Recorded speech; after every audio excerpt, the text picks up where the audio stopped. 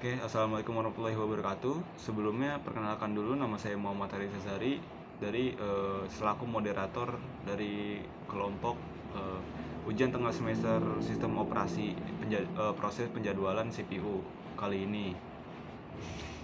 Oke, kita lanjut ke perkenalan anggota kelompok. Oke, sebelumnya perkenalkan dulu untuk anggota kelompok kami, yaitu yang pertama ada Fatima Nuranisa, yang kedua ada Aisyah Nurhayati, dan yang ketiga ada Fadia Lutfiah, dan yang terakhir ada saya sendiri, Muhammad Haris Azhari. Oke. Oke, selanjutnya kita masuk ke soalnya ya. Di sini untuk kelompok kami membuat soalnya dengan 6 proses, yaitu di mana di P1 itu ada arrival time 0 dengan burst time 7. Lalu ada proses di P2 itu ada arrival time 2 dengan burst time 4. Lalu di P3 dengan arrival time 4 dengan burst time 1. Lalu ada P4 dengan arrival time 5 dengan burst time 4. Lalu P5 dengan arrival time 6 dan burst time-nya 3. Lalu ada P6 yang terakhir, yaitu dengan arrival time 8 dan burst time-nya 2. Oke, kita masuk ke selanjutnya, akan dijelaskan oleh Fatimah. Baik, kita masuk ke materi pertama yaitu first come first serve atau bisa kita singkat FCFS adalah metode penjadwalan di mana tugas atau proses diproses sesuai dengan urutan kedatangannya. Nah, dengan artian tugas yang pertama kali masuk akan diproses pertama kali juga tanpa memperhatikan faktor prioritas atau waktu pemrosesan yang diperlukan. Metode ini mengikuti aturan siapa yang datang lebih dulu akan dilayani lebih dulu dan pada umumnya digunakan dalam manajemen antrian atau penjadwalan proses pada sistem komputer. Oke, karena tadi udah di-spill di awal soalnya sama moderator, jadi kita pasti akan kerjain penjadwalan CPU ini. Nah, pertama itu kita ngerjain FCFS kan. Nah, tadi FCFS ini udah di-spill kalau dia itu datang awal itu yang akan dilayani lebih dulu gitu. Nah, di sini ada P1 yang mulai arrival time-nya atau waktu kedatangannya itu 0. Di sini kita mulai dari 0 ya. Nah, P1 kedatangan pertama. Jadi dia diproses paling pertama dengan burst time-nya 7. Nah, di sini kita dia diproses terus tapi pada waktu kedua waktu kedua datanglah P2 ini dengan burst time-nya 4. Terus tapi dia nunggu kan. Nih, kenapa beda warnanya? Ada yang warna hijau, ada yang warna pink. Nah, karena eh, P ini tuh sebagai tanda kalau dia tuh sedang diproses. Lalu P2 ini yang warnanya pink itu sebagai tanda dia itu sedang menunggu gitu.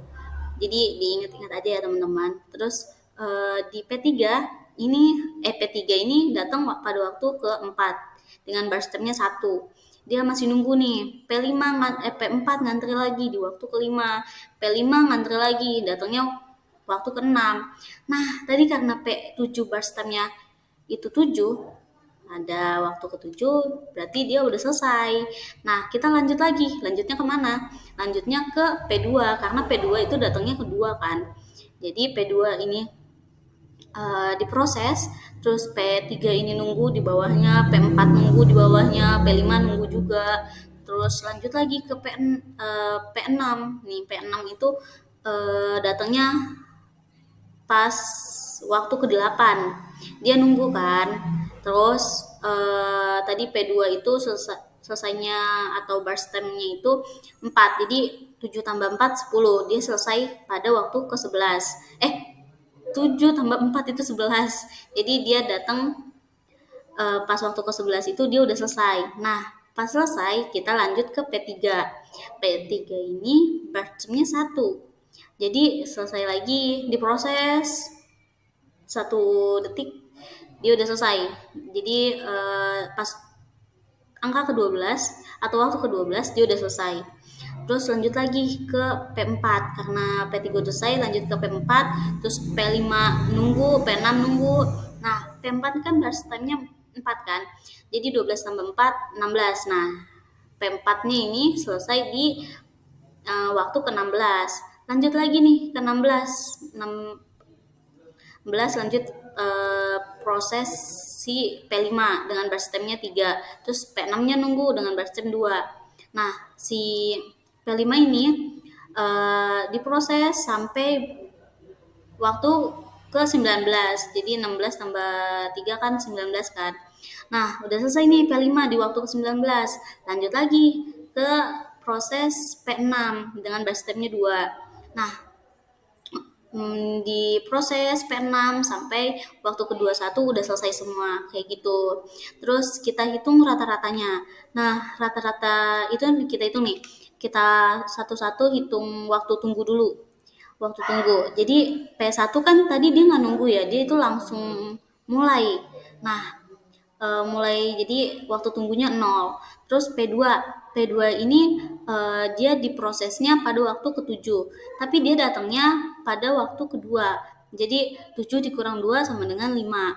Terus P3 ini dia mulai diprosesnya itu waktu ke-11. Nah, tapi dia datangnya di waktu keempat. Jadi 11 kurang 4 itu 7. Terus kita ke P4 itu udah dimulainya dari mulai diprosesnya itu pada waktu ke-12 dikurang waktu kedatangan dia.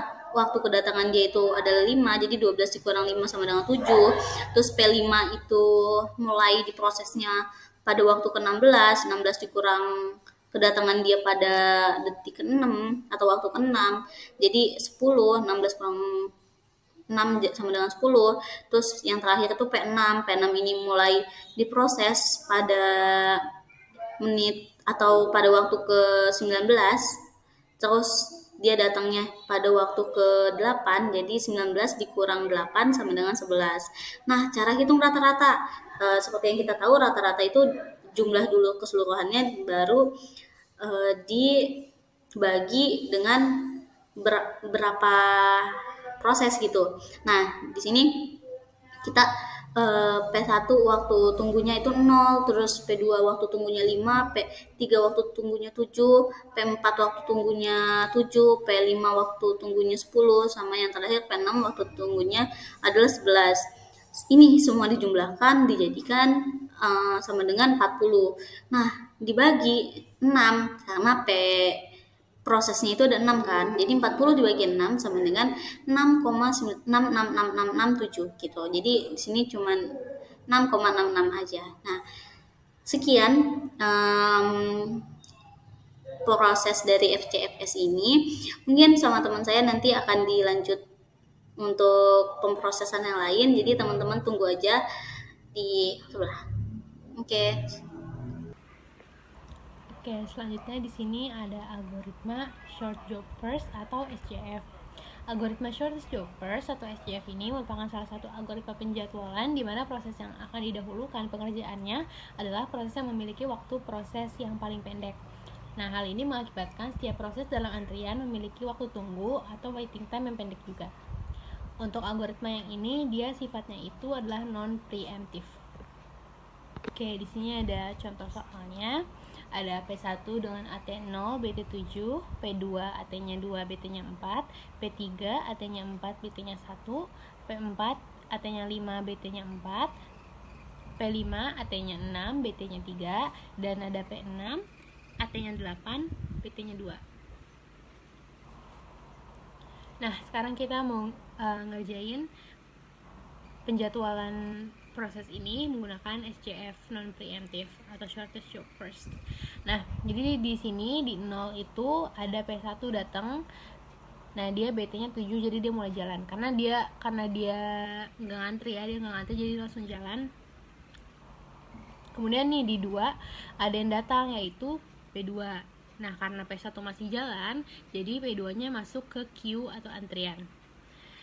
Di ketiga nggak ada, kemudian di keempat datang lagi nih, ada P3. P3 masuk ke antrian di belakang P2. Kemudian di kelima ada datang lagi P4, sama masuk antrian lagi karena P1 masih berjalan. Di keenam juga ada yang datang lagi yaitu P5, masih masuk antrian juga. Nah, di ketujuh ini P1 selesai karena dia BT-nya itu 7. Jadi di 7 dia selesai. Nah, yang tadi mereka yang 4 nih, yang P2, P3, P4, P5, mereka di 7 itu mereka jadinya masuk tuh bareng-bareng. Nah, karena masuk ke bareng-bareng, jadi bisa kita bilang AT-nya tuh sama. Mereka AT-nya sama di 7 ini karena mereka bareng-bareng. Nah, tadi pengertiannya SJF itu kalau misalnya ada yang AT-nya sama, maka kita cari BT-nya yang paling pendek. Nah, kalau kita lihat di keempat ini yang paling pendek itu adalah P3, cuman 1. BT-nya cuman 1. Nah, makanya di sini P3 kita hijauin ya, karena dia yang jalan duluan. Karena kita lihat dari BT yang terpendek. Nah, P3 jalan 1 berarti dari 7 ke 8. Nah, di 8 P3 selesai, sisa berarti sisa P2, P4, P5. Tapi di sini di 8 itu ada yang datang lagi yaitu P6. Maka P6 juga masuk antrian. Nah, karena ternyata di antara P2, P4, P5, P6 itu yang BT-nya paling kecil adalah P6, berarti P6-nya yang jalan. P6 yang jalan, sedangkan P2, P4, P5-nya masih masuk di queue atau antrian. P6-nya jalan selama 2 ya, dari 8 ke 10. Di 10 P6 selesai, maka kita lihat sisanya nih P2, P4, P5. Nah, ini BT-nya yang paling kecil itu P5, dia cuma 3, yang lainnya 4 kan. Berarti jalan lagi nih dari 10 ke 13. Di 13 P5 selesai, kemudian sisa P2 dan P4. Nah, di sini BT-nya juga sama nih, sama-sama 4.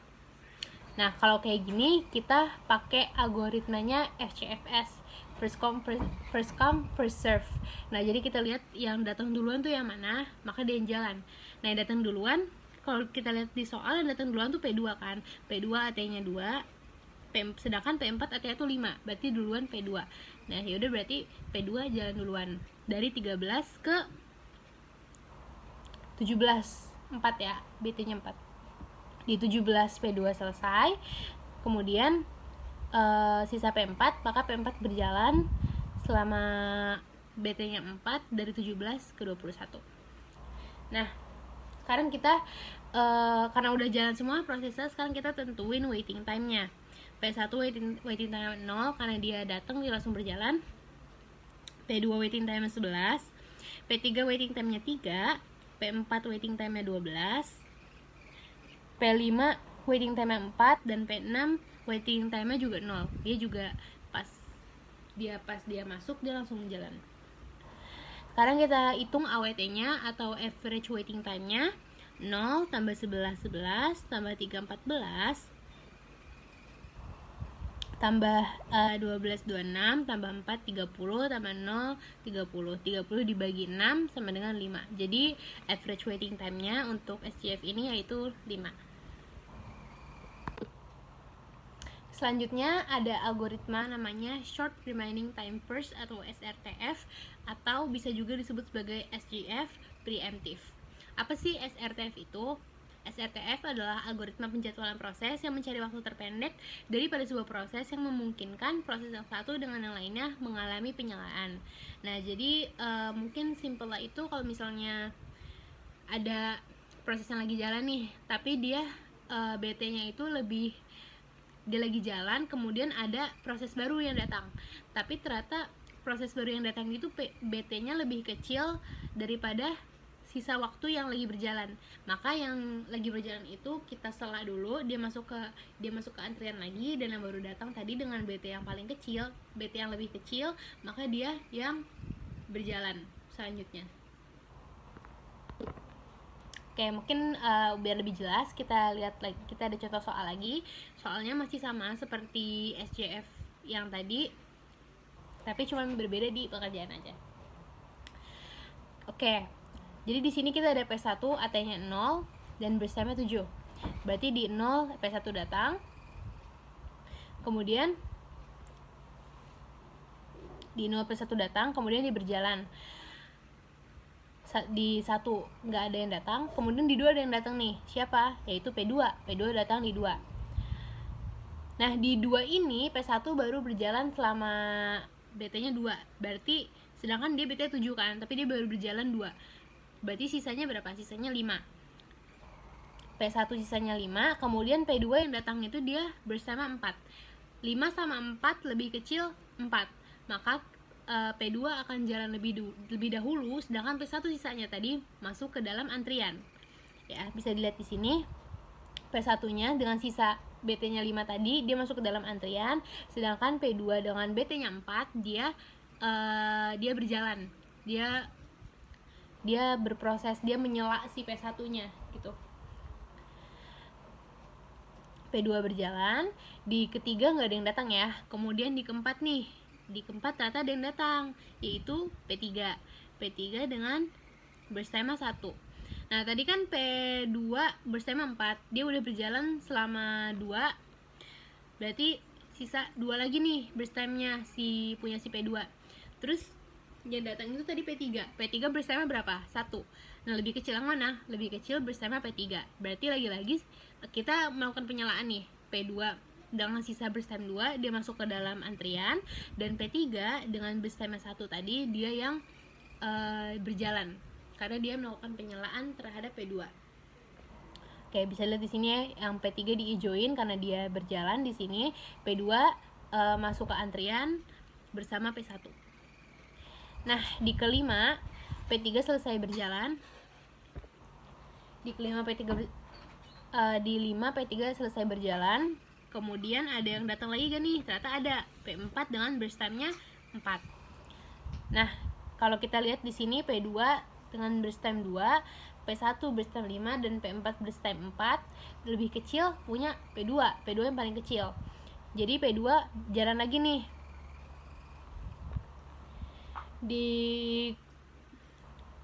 Di ke-6 ada yang datang nggak? Ada ternyata, yaitu P5.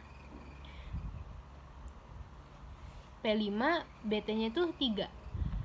Nah, karena P2 ini tadi kan P2 sisa 2, udah berjalan dari 5 ke 6, maka dia udah berjalan 1 ya. Jadi dia sisa BT berstemnya sisa 1. Nah, kalau kita bandingin dengan P5 yang baru datang, dia BT-nya 3, masih lebih kecil punya P2, maka P2 lanjut berjalan. Dia tidak mendapatkan penyelaan. Nah, kemudian di ke-7 P2 selesai berproses. Sekarang di 7 nggak ada yang datang kan, berarti kita ngelihat dari antrian sebelumnya nih, yaitu ada P1, P4, dan P5. Nah, kalau kita lihat di sini yang bersama paling kecil itu tuh P5, berarti P5 berjalan. P5 berjalan dari detik ke-7 ini. Kemudian di ke-8 ada yang datang nggak? Ada ternyata, ada P6. P6 itu dia berstemnya 2. Nah, di ke-8 ini P5 juga berstemnya 2, tapi kita make yang FCFS tadi. Karena P5 datang duluan, maka dia yang didahulukan. Jadi P6 masih di dalam antrean. Kemudian di detik ke-10 P5 selesai, kita lihat antrian yang sebelumnya karena udah nggak ada yang datang lagi kan. Jadi kita lihat antrian yang sebelumnya. Ada P1, P4, dan P6. Nah, kalau kita lihat di sini ya BT-nya paling kecil yang mana? Yaitu P6. Maka P6 berjalan. P6 berjalan dari 10 ke 12, di 12 selesai. Kita lihat lagi mana yang BT-nya paling kecil, ternyata P4. Berarti P4 yang berjalan. BT-nya 4, P4 berstemnya 4, dia berjalan dari 12 ke 16. Di 16 selesai, kemudian kita sisa P1 kan, berarti P1 sekarang jalan paling terakhir dari 16 ke 21 selama berstemnya 5 ya. Nah, udah semua. Kalau kita bandingin sama yang tadi juga mereka sama-sama selesainya di 21. Jadi walaupun caranya berbeda, tapi waktu prosesnya itu selesainya di waktu yang sama gitu. Oke, sekarang kita tentukan waiting time-nya untuk SJF preemptive ini atau SRTF ini.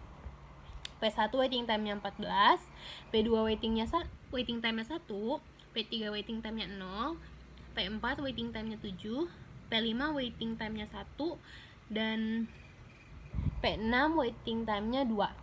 Nah, sekarang kita hitung AWT atau average waiting time-nya. Average waiting time-nya 14 tambah 1, 15, 15 tambah 0, 0.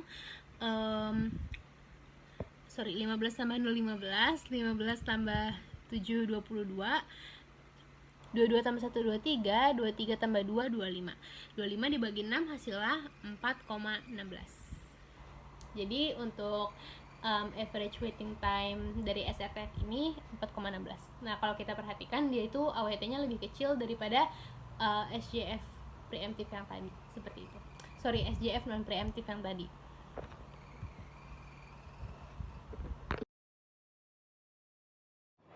Oke, selanjutnya saya di sini akan menjelaskan tentang priority scheduling, yaitu priority scheduling itu adalah dalam penjadwalan prioritas ada nomor prioritas yang ditetapkan untuk setiap proses.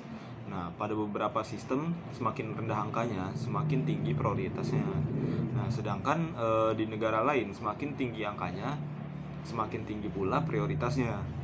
Nah, proses dengan prioritas lebih tinggi di antara proses yang tersedia diberikan CPU. Nah, ada dua jenis algoritma yang penjadwalan prioritasnya yang ada. Nah, salah satunya adalah penjadwalan prioritas preemptif, sedangkan yang lainnya adalah penjadwalan non preemptif priority.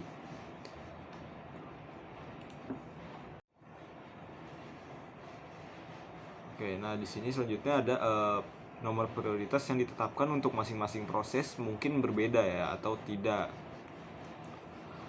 Jika nomor prioritas tidak berubah sepanjang proses, maka disebut prioritas statis. Nah, sedangkan jika nomor prioritas tersebut berubah secara berkala, maka prioritas tersebut adalah prioritas dinamis. Oke, selanjutnya kita masuk ke non-preemptive priority scheduling. Nah, dalam penjadwalan non-preemptive priority, proses dijadwalkan sesuai dengan nomor prioritas yang diberikan padanya. Nah, setelah proses dijadwalkan, itu akan berjalan hingga selesai. Namun secara umum semakin rendah angka prioritasnya, semakin tinggi pula prioritas prosesnya. Nah, mungkin masyarakat bingung dengan nomor prioritasnya, sehingga di gate disebutkan dengan jelas mana yang prioritasnya paling tinggi dan mana yang prioritasnya paling rendah. Oke, di sini kita masuk ke pengerjaan soalnya ya. Jadi di pertama ini ada kita lihat di sini ada prioritasnya saya masukkan di P1 itu adalah 2, dengan priority di P2 itu adalah 6. Lalu P3 itu dengan priority 5, P4 dengan priority 4, dengan P5 dengan priority 7, lalu P6 dengan priority 9. Nah, kita lihat di sini priority yang paling awal itu paling rendah yaitu priority 2 ya, dimana adalah P1 ya. Jadi kita masuk ke P1 di sini dengan arrival time-nya 0. Lalu kita masuk ke complete time-nya, kita lanjut ke P4. Di sini P4 dengan prioritas 4 ya. Lalu dengan burst time 7 kita masuk ke P4. Nah, lalu selanjutnya pada arrival time ke 11 itu masuk P3 dengan prioritas 5. Jadi kita prioritaskan dulu yang awal prioritasnya paling tinggi. Lalu selanjutnya di 12, di arrival time 12 masuk P2. Lalu di arrival time 16 masuk P5. Lalu selanjutnya di arrival time 19 masuklah P6 dengan complete time-nya 21. Nah, untuk mencari turnaround time ya, kita menjumlahkan completion time dikurangi arrival time.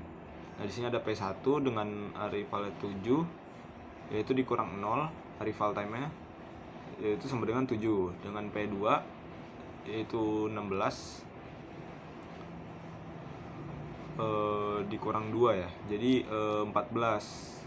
Nah, dari mana 16? Nah, 16-nya ini itu dari P2 dijumlahkan ya. Dari burst time-nya dari priority pertama sampai ke priority kedua itu jadi 16.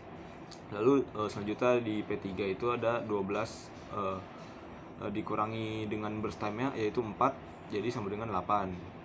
Lalu P4 dengan arrival time-nya 11, complete time-nya 11, lalu dikurangi dengan burst time-nya 5. Dikurangi dengan arrival time-nya 5, lalu jadi sama dengan 6. Lalu P5 dengan completion time-nya 19 dikurangi arrival time-nya 6, jadi 13. Lalu di terakhir P6 dengan arrival time dengan complete time 21 dikurangi dengan arrival time-nya 8, yaitu 13 juga. Lalu di sini kita mencari waiting time-nya, yaitu dimana adalah turnaround time dikurangi burst time. Jadi P1 itu turnaround time-nya 7, jadi dikurang 7 sama dengan 0. Lalu P2 14 dikurangi 4, burst time-nya 10. Dengan P3 yaitu 8 dikurangi 5 dengan sama dengan 3. Lalu P4 yaitu 6 dengan dikurangi 4 sama dengan 2. Lalu di P5 ini 13 dikurangi 3 yaitu sama dengan 10. Lalu yang terakhir di P6 itu dengan turnaround time-nya 13, lalu dikurangi dengan burst time-nya 2 yaitu sama dengan 11. Lalu average waiting time-nya yaitu dimana kita jumlahkan semua waiting time-nya di sini. Jadi 0 tambah 10 tambah 3 tambah 2 tambah 10 tambah 11. Lalu dibagi dengan jumlah datanya. Jadi di sini datanya 6, jadi kita per 6. Jadi kita jumlahkan jadi 36 per 6 unit, dimana hasilnya adalah 6 satuan waktu.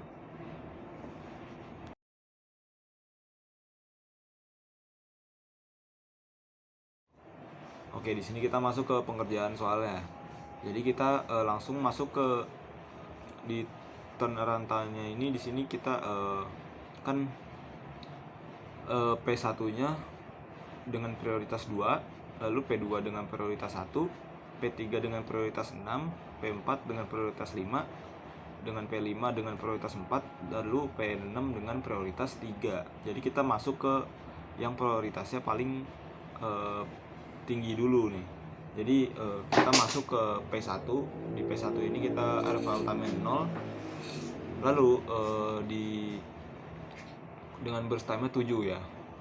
Lalu kita masuk ke P2-nya nih. P2-nya, nah karena P2-nya ini prioritasnya lebih tinggi yaitu 1. Jadi kita selesaikan dulu nih P2-nya.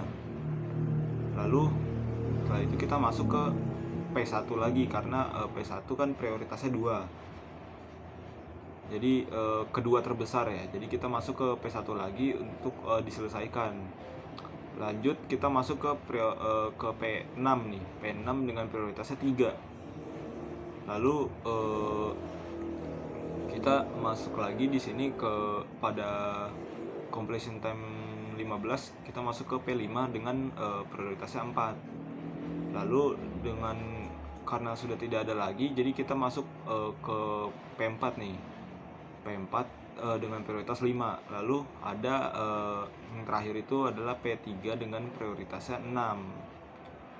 Nah, karena yang di P6, P5 dan P4 ini sudah tidak ada lagi, sudah habis dia saat pengerjaan di completion time 15, 18 dan 22. Jadi kita langsung masuk ke P3 yang terakhir. Jadi langsung ke turnaround time-nya, kita langsung masukin ke completion time-nya, yaitu di P1 12 dikurangi arrival time-nya 0, itu 12. Lalu di P2 kita masuk completion time-nya 6 dikurangi arrival time-nya 2, jadi sama dengan 4. Lalu P3 itu 23 dikurang 4, jadi sama dengan 19. Lalu P4 sama dengan 22 dikurang 15 sama dengan 17, dan P5 18 dikurangi arrival time 6 yaitu 12, dan P6 completion time 15 dikurangi dengan arrival time-nya 8, yaitu sama dengan 7. Nah, dari hasil semua ini kita hitung waiting time-nya nih. Turnaround time dikurangi burst time-nya, dimana P1 itu turnaround time-nya 12, lalu dikurangi burst time-nya 7, yaitu sama dengan 5. Lalu lanjut lagi ke P2 dengan turnaround time 4, lalu dikurangi burst time-nya 4 juga, lalu sama dengan 0. Lalu di P3 ini di 19 dikurangi burst time-nya 5, 14. Lalu di P4 turnaround time 17 dikurangi burst time-nya 4 sama dengan 13. Lalu P5 12 dengan dikurangi burst time-nya 3, yaitu 9. Lalu yang terakhir P6 sama dengan turnaround yang 7 dikurangi burst time 2, yaitu sama dengan 5. Lalu kita hitung average waiting time-nya, rata-ratanya. Rata-ratanya kita hitung semua lagi seperti tadi, 5 ditambah 0 tambah 14 tambah 13 tambah 9 ditambah 5 dibagi jumlah datanya, yaitu 6. Jadi kita jumlahkan dulu yang tadi, hasilnya 46. Jadi 46 per 6 sama dengan 7,6 unit.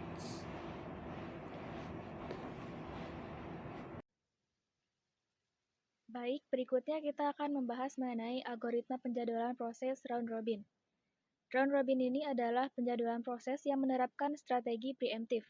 Bukan di-preempt oleh proses lain, tapi terutama oleh penjadwal berdasarkan jatah waktu pemroses yang disebut dengan kuantum. Nah, algoritma round robin ini disebut juga dengan fair time scheduling karena memiliki prinsip dasar, yaitu semua sumber antrian dianggap sama, sehingga diberi waktu yang disebut dengan time quantum. Nah, jika time quantumnya ini habis atau prosesnya selesai, maka proses akan berlanjut ke antrian berikutnya. Penjadwalan ini cukup adil karena tidak ada antrian yang diprioritaskan. Semua mendapatkan jatah waktu yang sama. Oke, selanjutnya kita coba terapkan pada studi kasus dengan soal yang masih sama dengan sebelumnya, yaitu kita memiliki 6 proses, yaitu P1 dengan arrival time di detik ke-0 dan burst time 7 detik, P2 arrival time di detik kedua dengan burst time 4 detik, P3 arrival time di detik keempat dengan burst time 1 detik, P4 arrival time di detik kelima dengan burst time 4 detik, P5 arrival time di detik ke-6 dengan burst time 3 detik, dan P6 arrival time di detik ke-8 dengan burst time 2 detik. Nah, kita menentukan quantum time-nya selama 3 milidetik ya. Langsung saja kita lihat di Gantt chart. Pada detik ke-0 ada proses yang dijalankan, yaitu P1 dengan burst time 7 yang dieksekusi selama quantum time-nya, yaitu selama 3 milidetik sampai milidetik ke-3. Lalu pada milidetik kedua muncul proses yang kedua, yaitu P2 dengan burst time 4, dan karena round robin ini akan berjalan sesuai time kuantumnya, maka P2 akan berada di antrian sampai sampai quantum time P1 habis, yaitu di milidetik ke-3. Setelah itu pada milidetik ke-3, P2 baru akan dieksekusi. P2 akan dieksekusi selama 3 milidetik sesuai dengan quantum time, yaitu sampai milidetik ke-6.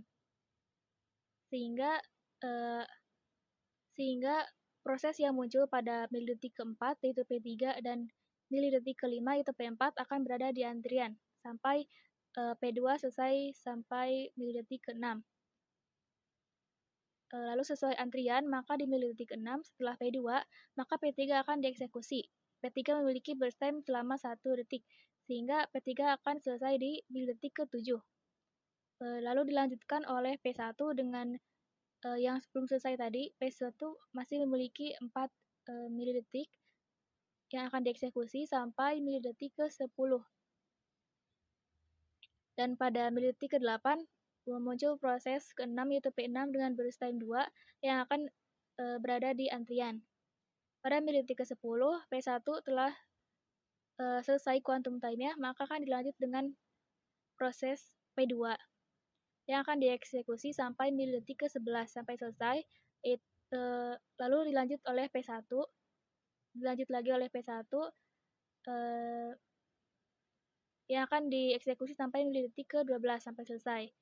Sesuai antrian, maka dilanjut dengan P4, yang dieksekusi sampai time kuantumnya habis di milidetik ke-15. Lalu dilanjut dengan P5, dengan burst time 3, maka akan berhenti di milidetik ke-18. Selanjutnya dilanjutkan oleh P4 dengan burst time 1, maka berhenti di milidetik ke-19. Lalu yang terakhir yaitu P6, sesuai antrian. Maka P6 dieksekusi sampai selesai di milidetik ke-21. Nah, selanjutnya kita akan menghitung waiting time-nya. Nah, kita akan menghitung waiting time dengan mengurangi waktu selesai eksekusi dikurangi dengan arrival time dikurangi dengan burst time-nya. Untuk P1, waktu selesai eksekusi ada di milidetik ke-12, dikurangi arrival time 0 dan burst time-nya 7, sehingga hasilnya sama dengan 5 milidetik.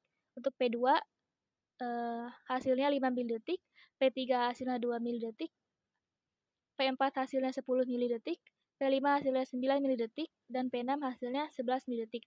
Sehingga untuk rata-ratanya, untuk average waiting time, yaitu 42 dibagi 6, hasilnya 7 milidetik. Setelah itu kita menghitung turnaround time atau waktu yang dibutuhkan sebuah proses dari awal dieksekusi sampai selesai. Menghitungnya kita dengan menambahkan waiting time yang tadi ditambah dengan burst time-nya. Untuk P1, waiting time-nya 5, ditambah burst time 7, hasilnya itu 12 milidetik. P2, hasilnya 9 milidetik. P3, 3 milidetik. P4, 14 milidetik. P5, 12 milidetik. Dan P6, 13 milidetik. Sehingga untuk rata-ratanya, average turnaround time, yaitu hasilnya 10,5 milidetik. Oke, mungkin sekian dulu dari kelompok kami. Kurang lebihnya mohon maaf. Terima kasih. Wassalamualaikum warahmatullahi wabarakatuh.